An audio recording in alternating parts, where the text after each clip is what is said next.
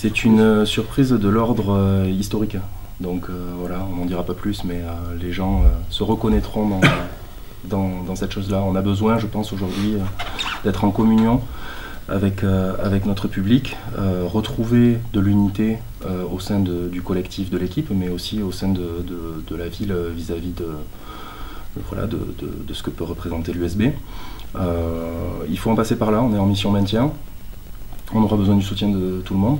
Donc on a l'habitude de dire dans des clubs qui sont un peu en péril de décréter l'union sacrée.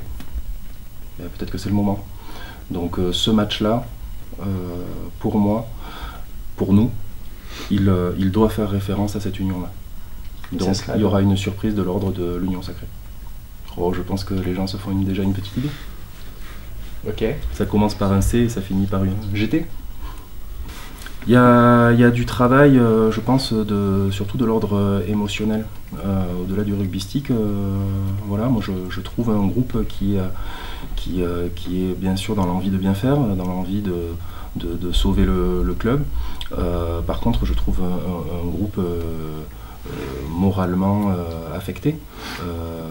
Donc ça montre aussi tout l'intérêt qu'il porte à la situation dans laquelle on est. Maintenant, il y a quand même cette envie de rébellion. Il manque peut-être parfois un peu ce déclic qu'on essaye de chercher avec l'ensemble du staff et des joueurs. Mais très honnêtement, nous on essaye de leur apporter au maximum les outils pour créer ce déclic-là. Je pense qu'il va pas tarder à arriver. En tout cas, il faut continuer à travailler dans ce sens. Comme on l'a dit, on est en mission. Donc déjà, on a été récupérer un point à hier. C'était peut-être pas forcément notre objectif qu'on s'était fixé, mais en tout cas on ne rentre pas les mains vides. Donc quand on est dans une mission maintien, tous les points comptent. Donc il faut quand même rester conscient que oui, on est au fond du classement et qu'il va falloir grappiller les points partout où est-ce qu'on peut les grappiller. Donc là on a un gros morceau qui se présente, d'autant plus sur un derby. Je pense que l'état d'esprit il sera au rendez-vous. Maintenant, voilà, rugbystiquement, est-ce qu'on arrivera à proposer mieux que ce qu'on a pu proposer hier? Je pense que oui, parce que clairement, voilà, on fait preuve de stérilité parfois, mais c'est pas dans un manque d'envie. Je pense que c'est plus dans un souci de fébrilité morale. Voilà, fébrilité morale. On a besoin de se retrouver moralement pour pouvoir produire un jeu conquérant. En fait, clairement, tout est lié, hein, que ce soit le jeu d'avant, le jeu de trois quarts, c'est un peu le but qu'on essaye d'avoir, c'est de trouver du lien dans tout ça. Maintenant, nous, le constat qu'on a fait, c'est qu'effectivement, on n'était pas assez force de proposition et surtout, on ne créait pas assez d'avancées au niveau du jeu d'avant pour pouvoir favoriser le jeu de trois quarts et la prise d'intervalle, parce que de toute façon, on n'arrive pas à resserrer les défenses. Donc là, aujourd'hui, on a travaillé depuis ce lundi énormément sur ça. On a demandé un max d'engagement sur les zones de collision pour essayer de resserrer les défenses, de les concentrer pour après pouvoir aller potentiellement exploiter les extérieurs. Mais de toute façon, le rugby, j'ai envie de dire, il est simple quand il est récité, quand il est truc. Mais justement, nous, ce qu'on veut, c'est pas de la récitation, c'est justement dans ces zones de collision, dans ces zones de contact, qui doit être notre force au vu de notre effectif, créer de l'avancée. Ça c'est pas des super-héros, ils sont joueurs professionnels de rugby, mais ça reste avant tout des hommes. Et donc forcément, quand on est un peu dans le dur, on a tendance à s'associer à l'expression être au fond du seau.